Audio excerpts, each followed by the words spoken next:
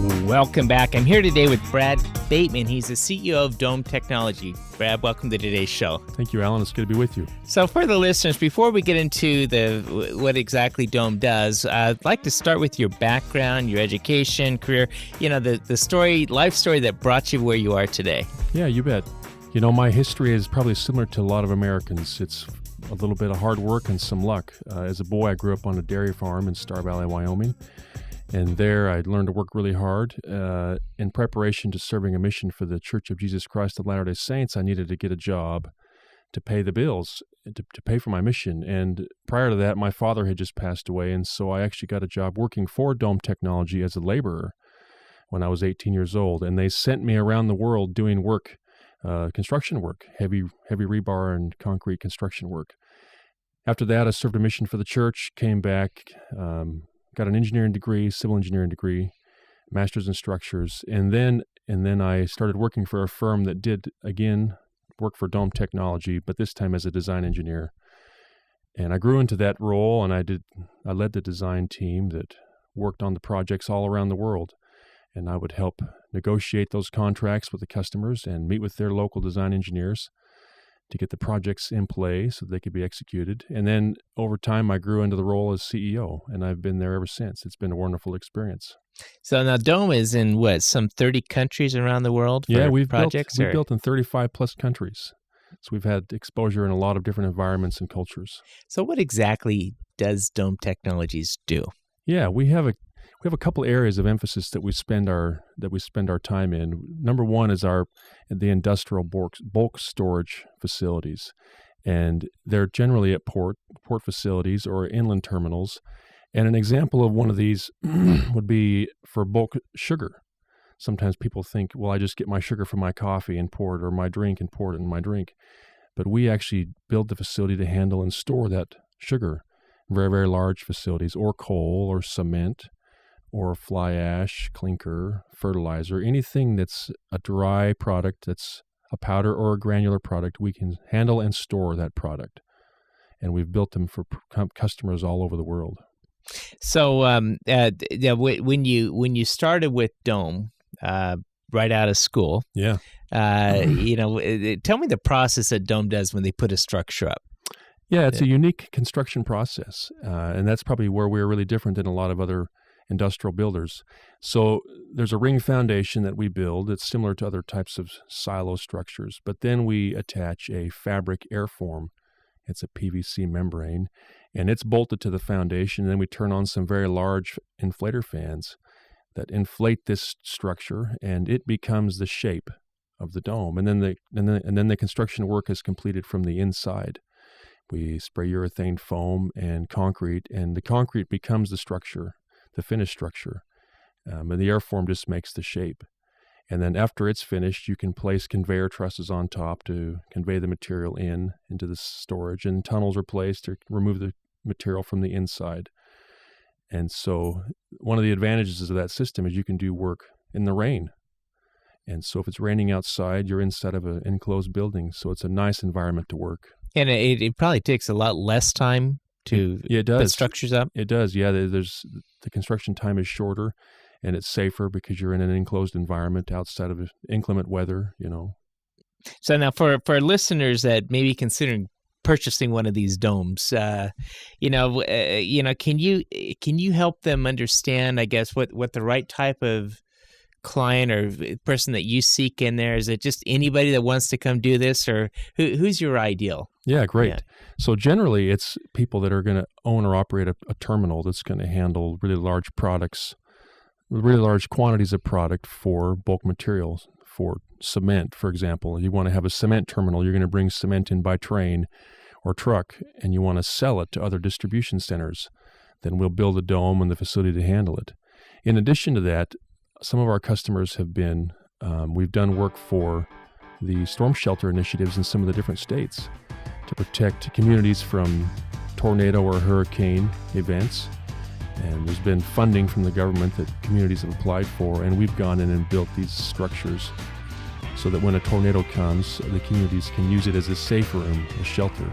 And so we've done that. That's a smaller aspect of our business, but we've been involved in that as well. So that's kind of a two-pronged approach to our business. Mm-hmm. I'm visiting here today with Brad Bateman. He's the CEO of Dome Technologies. Brad, I need to take a quick break, and we'll be right back after these messages.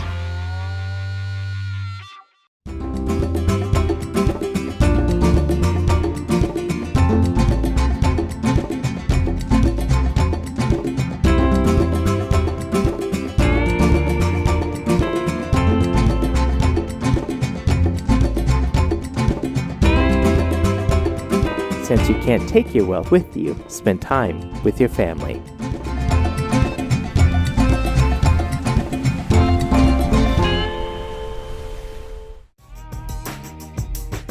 Welcome back. I'm visiting here today with Brad Bateman. He's the CEO of Dome Technologies. And Brad, the first segment we're talking about what exactly Dome did and putting up structures. But I want to roll into this segment, your drivers in life. Here you came as basically a line worker, and you moved all the way up to CEO. But when it comes to getting to know Brad, what drives you?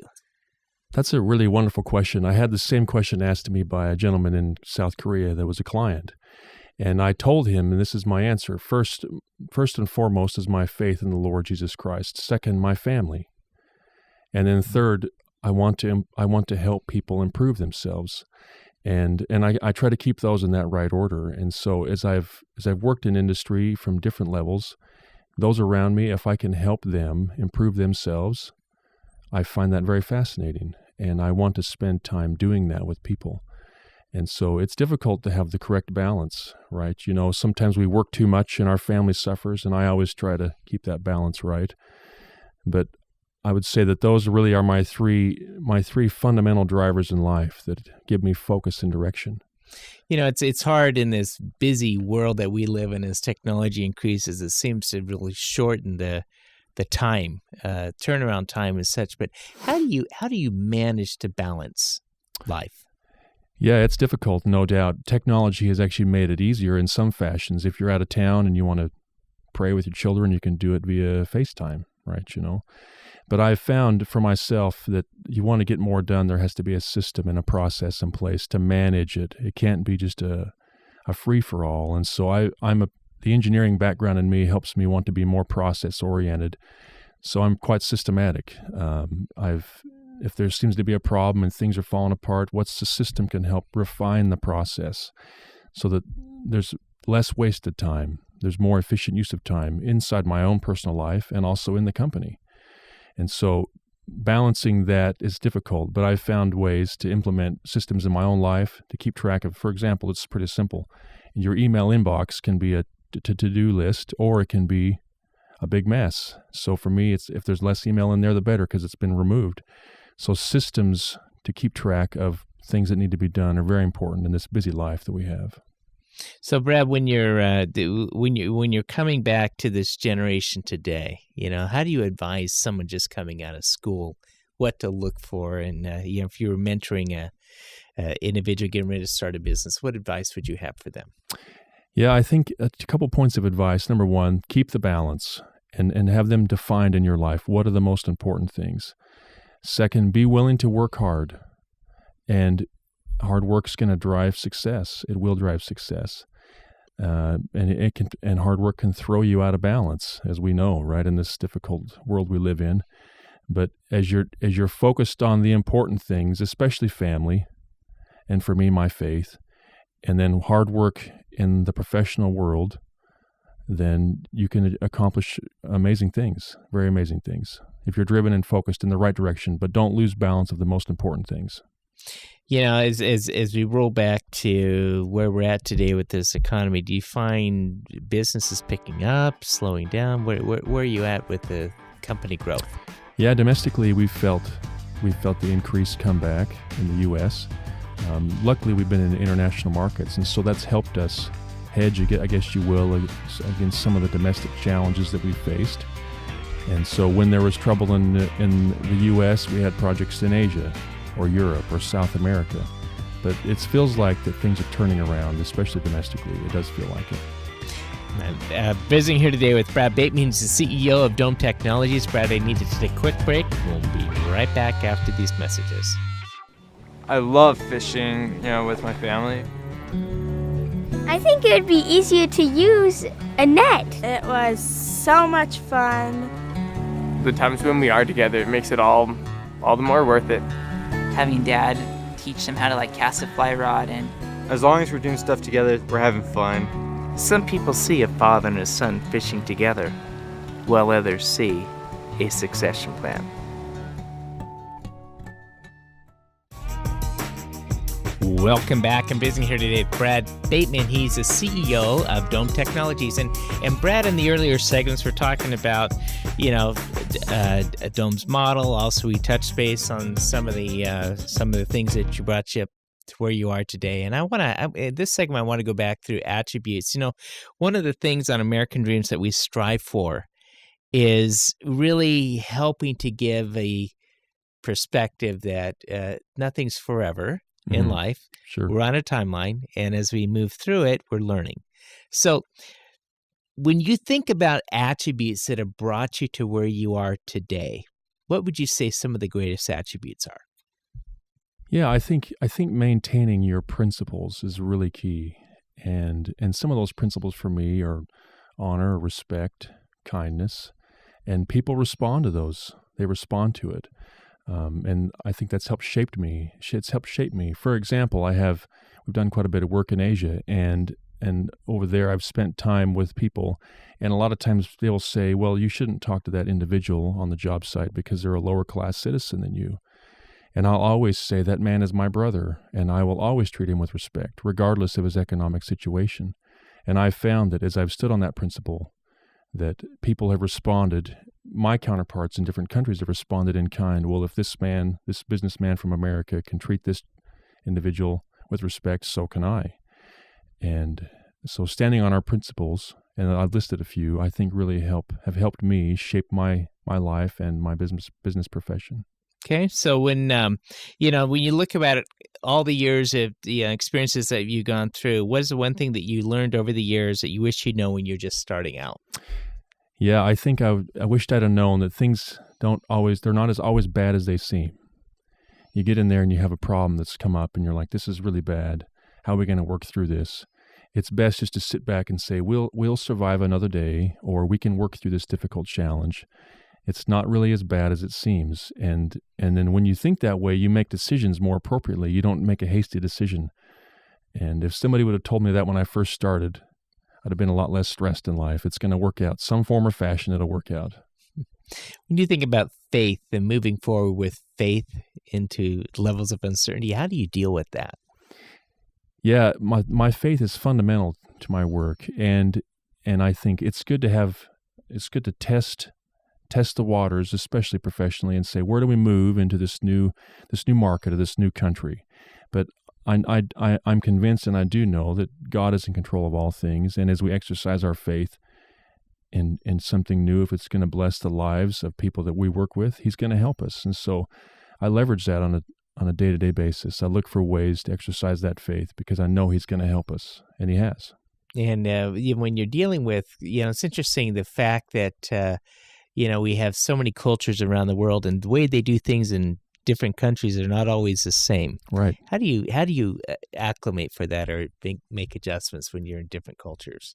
Yeah, I've found that sometimes humor is often the best medicine, and I'll even tease the people that I work with that the whiteboard is the universal translator. So I'll use it to draw pictures and to communicate that way. But oftentimes, culturally, where I will meet with groups of people that for a business meeting and they want to drink some type of liquor, for example, or hard alcohol, and I'll say, what can I drink as a substitute? And they're very accustomed to it now, and so when they go to drink their hard liquor, they'll bring me a Sprite or something of that nature. And so I've found oftentimes if you treat the culture with respect and explain your own beliefs or understandings, there's always middle ground, regardless of faith, religion, or experience. There's always middle ground. And what I've honestly found, most of it is when we recognize each other as brothers or sisters, and I'll communicate that to people of no faith, and they'll say, oh, you are my brother. We're brothers, right? And that's a very common foundation that I've built on in countries all over the world. We built upon that foundation. Yeah, it's interesting when you think about it like that, there's something that becomes a different type of connection. Right. Yeah. It's not just a business transaction. It's more like we are brothers and we can work through difficult things, and this will be a good relationship if we let it. So when you're doing something in a foreign country, I'm just curious here with Dome Technologies, do you bring the big bags to the other countries and blow them up, or do you do everything on site? Or we do, yeah. We that's the only thing that we'll import, the airform. We bring it and we ship it, and then we buy the concrete local, and we use local labor, rebar of course local, and the concrete's local. We try to use as much local support as we can. You know, you mentioned before that you do a lot of dry storage containers, and but you also touch a little bit on FEMA too. Do you see that growing, the disaster or the doomsday?